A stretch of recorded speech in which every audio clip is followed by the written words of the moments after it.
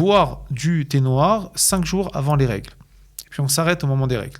D'accord ? C'est censé atténuer aussi les douleurs qui vont arriver pendant les règles.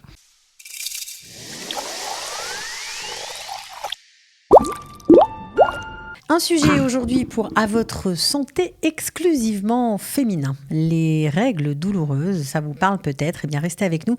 Hillel Waknin de la clinique Serenity va nous donner quelques explications et surtout des solutions pour aller mieux. Hillel, bonjour, bienvenue. Bonjour Cathy. Alors, ça fait mal, ça peut même faire très très mal. Bon, a priori, c'est ce qu'on dit. Hein. Je ne sais pas vraiment. Mais comme je m'occupe souvent, on me pose déjà beaucoup la question en clinique. Et puis, je traite aussi ce problème dans le cadre des différents traitements. Donc, j'ai pensé vraiment donner quelques conseils importants. Voilà, d'abord, avant de donner des conseils, des solutions, est-ce qu'on peut avoir quelques explications à quoi c'est dû? D'abord, on va donner peut-être déjà expliquer de quoi il s'agit. Il s'agit en fait d'une contraction de l'utérus. D'accord ? Et puis à partir de là, ça va provoquer donc des douleurs plus ou moins importantes. En général, donc ça va les débattre avant, ça va être présent surtout avant les règles, pendant les règles, voire des fois même un petit peu aussi après les règles, mais c'est souvent avant les règles que c'est important. D'accord ? À partir de là, voilà, il y a vraiment plusieurs possibilités. Donc ça veut dire qu'il peut y avoir des douleurs supportables jusqu'à l'insupportable. Ce qui est important, évidemment, c'est comme d'habitude, c'est de se poser les bonnes questions. Si ça devient de l'ordre de l'insupportable, c'est pas normal. Voilà, c'est que c'est peut-être pas trop normal. Non, parce que les mères, les grands-mères disaient à leurs filles, aux petites filles, c'est normal. C'est un peu commun d'avoir mal. Voilà, disons que mais parfois, on passait à côté de pathologies plus complexes. Par exemple, une connue qui s'appelle l'endométriose, qui est effectivement une pathologie très importante sur laquelle il faut se poser la question. En général, ça va s'accompagner donc de douleurs aussi avant les règles, mais pas que. Ça veut dire ça peut avoir encore toute une série en fait de symptômes. En tout cas, des douleurs très importantes. Voilà, c'est sûr qu'il va Quand avoir c'est très important, c'est pas normal. Tout à fait. Il va avoir des douleurs très très importantes. Juste pour dire un tout petit mot sur l'endométriose, il s'agit en fait d'un développement de la muqueuse utérine en dehors en fait de l'utérus et ça va se propager en fait dans les organes. Et donc c'est du sang qui et ça va provoquer des grandes douleurs. Maintenant, en général, ça peut s'accompagner, comme je l'ai dit tout à l'heure, par exemple du sang dans les urines, des douleurs importantes pelviennes, des douleurs, des vomissements par exemple. C'est-à-dire, je veux dire, on est déjà dans malaise vagos. Aussi, c'est possible. Okay. En tout cas, je veux dire, il peut avoir pas mal de symptômes. Donc là, on s'inquiète, on va chez le médecin. Voilà. Maintenant, j'ai envie de dire de toutes les manières que Gamkara, je pense que c'est normal pour n'importe quelle jeune fille, dame, personne, à partir du moment où il y a des douleurs, d'avoir un suivi chez le gynéco, la gynéco, pour vérifier de quoi il s'agit. Ça, c'est évident que ça permettra de bien cibler et de savoir comment après faire ce qu'il faut. Bon, mais quand c'est des petites douleurs, on va dire plus ou moins supportables, est-ce qu'il y a des choses à faire ou à ne pas faire pour essayer d'aller mieux? Il y a des choses à faire et à ne pas faire. Effectivement, alors d'abord les choses peut-être à pas faire, on va commencer par ces choses-là. D'abord, c'est tout ce qui va être lié au froid. Pour la médecine chinoise, en fait, le froid va avoir tout de suite une influence en fait sur ces douleurs-là. On expliquera en fait que pour la médecine chinoise, qu'il faut une circulation libre. La circulation libre est assurée entre autres par un mouvement lié en fait à la température. En vérité, quand quelque chose est froid, on va dire que le mouvement est plus lent. Quand la température est haute, forcément, il va avoir plus de fluidité. Donc, préférer la chaleur. Voilà, tout à fait. Donc, ça veut dire que ça va être au niveau des aliments, par exemple. On évitera les aliments froids. On évitera, par exemple, aussi... Alors, c'est intéressant parce que pour les spécialistes occidentaux, les médecins occidentaux, on ne fait pas forcément la différence. On dira que faire du sport, c'est vrai, c'est très important, mais tous les sports, y compris par exemple la piscine. Pour la médecine chinoise, on dira tous les sports, oui, c'est très bien, l'aérobie, c'est très bien, mais pas la piscine. Pourquoi pas la piscine ? Parce qu'encore une fois, on est peut-être dans un environnement peut-être froid, effectivement, et que là, ça va finalement influencer, donc provoquer peut-être une forme de stagnation de cette énergie-là. D'accord ? En fin de compte, qu'est-ce qu'on recherche à faire par le chaud, par la chaleur et par les mouvements ?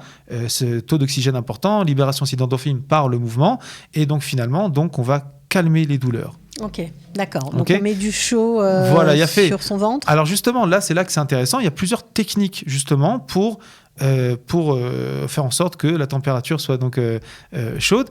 Une des méthodes, c'est d'utiliser ce petit bâton qu'on appelle bâton de Moxa, d'accord ? Donc c'est une technique très connue, on en a parlé sous différentes formes. On l'utilise énormément en clinique et ça, c'est le bâton qu'on peut donner justement aux patients pour la maison il y a une utilisation. Donc on en a déjà parlé dans cette émission. Sûrement, voilà. Maintenant, ce qui est sûr, c'est qu'on va le prendre. Alors il y a évidemment lorsque la personne vient chez l'acupuncteur, il y a toute une manière de faire avec, d'accord ? Comment l'utiliser pour pas se blesser ? Parce que si par exemple on le met trop proche de la peau, par par exemple, où on touche la peau, c'est carrément on le pose sur le ventre et on l'allume ? Justement, on ne le pose jamais. En fait, on est au-dessus de la peau. Et puis, on va réchauffer donc la zone pendant quelques minutes. Mais on l'allume. On l'allume, évidemment. Évidemment. Sinon, voilà, évidemment. Okay. Sinon, il n'y a rien qui va se passer. Ça, c'est par exemple une technique. Pour la maison, on a encore... C'est mieux que le fer à repasser. C'est peut-être un peu plus sûr, on va dire, en tout cas, parce que après, il y a différentes sortes de fer à repasser. En tout cas, ma shaken, c'est qu'on a une autre méthode aussi qui est très maison. C'est prendre du gros sel, du gingembre et du batsal yarok, donc de l'oignon vert, le chauffer pendant à peu près 5-10 minutes, puis après le rentrer dans un petit sachet un petit tissu, je veux dire un petit sachet en tissu, et le poser en dessous de l'ombril ou sur les zones qui font un petit peu mal. D'accord, ça perd du nombril, tout à fait. Ça calme, ça fait du bien. C'est même bien de le faire après un bon bain chaud, par exemple, sécher, puis après poser justement donc ce petit sac pendant quelques minutes, d'accord, donc de le faire pendant les périodes qui sont douloureuses. Okay. Voilà, donc ça c'est une technique assez simple à faire un petit peu tout le temps. En prévention, quelque chose de bien à faire, c'est de prendre du thé noir avec un petit peu de sucre marron, si on veut un petit peu, au moins le thé noir. Et tout simplement de boire du thé noir 5 jours avant les règles. Et puis on s'arrête au moment des règles. D'accord ? C'est censé atténuer aussi les douleurs qui vont arriver pendant les règles. D'accord ? Donc voilà, ça c'est des techniques simples. On a aussi un élément très intéressant qui sont les feuilles du framboisier. Alors voilà, ils sont connus pour avoir un effet antispasmodique. Donc en fait, ça va calmer en fait les spasmes et les douleurs en général. Donc qu'est-ce qu'on peut faire avec ? C'est aussi de faire des petites infusions et de boire donc plusieurs jours. Toujours 5 jours avant les règles ? Voilà, à peu près quelques jours avant les règles. On peut aussi en prendre un petit peu pendant les règles. Mais pas trop. Voilà, en général, on fait ça avant les règles, jusqu'au moment des règles. D'accord, donc ça, c'est pas mal. C'est des petits remèdes maison à faire. C'est assez facile. Nahon. Donc ça, c'est plutôt chouette. Des points d'acupuncture, j'imagine, évidemment, bien sûr. On va parler de 3 points d'acupuncture. On va parler du premier point qui est le point CV, en fait, qui est l'abréviation en fait, du vaisseau conception en anglais, qui est un méridien très, très important, qui fait partie d'une catégorie de méridiens qu'on appelle en chinois Qijing Bamei. Ce sont des méridiens extraordinaires. On les appelle comme ça des méridiens très spéciaux.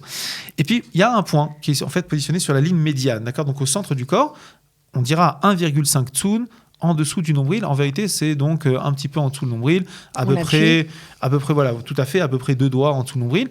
On va trouver plus ou moins la zone un petit peu douloureuse. Et puis là-bas, on va donc masser gentiment cette zone-là, d'accord, pendant donc quelques minutes, encore une fois, pour atténuer les douleurs.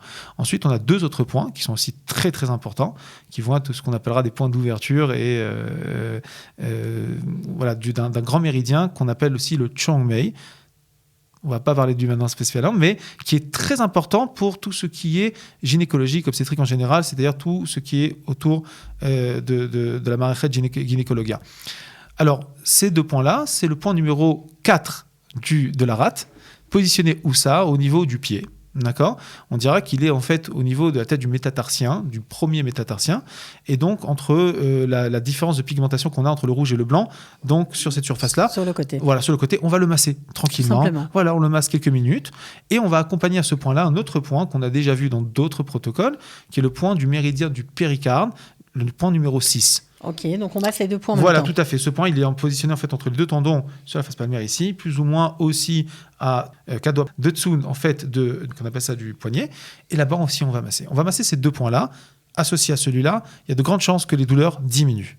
D'accord, donc ça, c'est vraiment des choses simples, faciles. Oui, c'est des choses simples à faire. On peut le faire soi-même. C'est tout le but de l'émission. Tout à fait. Je pense qu'encore une fois, voilà, les dames se connaissent, savent exactement si vraiment il s'agit déjà d'une douleur un peu trop importante pour aller signaler. Voilà, mais c'est important de répéter, je répète, surtout ce dont vous avez parlé au début de l'émission. On sait que l'endométriose est une maladie, et touche 17% des femmes, c'est énorme, et c'est une des causes de stérilité les plus importantes en France et dans le monde.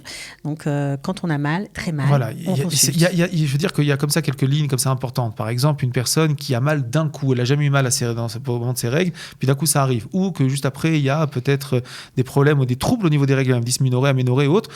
Ça, tout de suite, il faut quand même peut-être se poser la question si c'est peut-être pas autre chose derrière. Et donc à ce moment-là, faire les vérifications qu'il faut. Okay. Toutefois, voilà, pour ces douleurs-là. Bon, en tout cas, on a appris des choses très intéressantes aujourd'hui. J'espère que ça vous servira si vous êtes dans ce cas-là. Merci. Avec grand plaisir. On se retrouve la semaine prochaine. Bezrat Hashem, les 30. En attendant, Shabbat Shalom.